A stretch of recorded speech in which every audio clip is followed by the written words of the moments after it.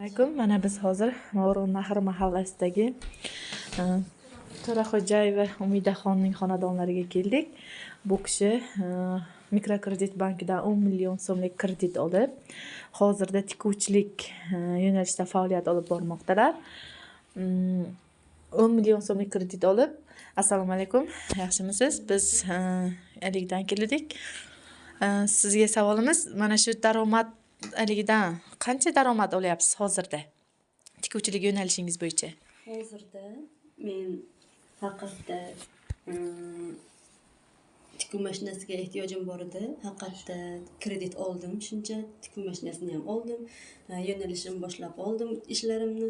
Bir kunlik daromadim kamida 80 ming. 80 mingdan 160 minggacha bo'lyapti. Unda oyiga hisoblaganimda 3 million, 3,5 million, 4 milliongacha topaman inshaalloh. Sizga omad tilaymiz. Mayli, yaxshi ishlab oling.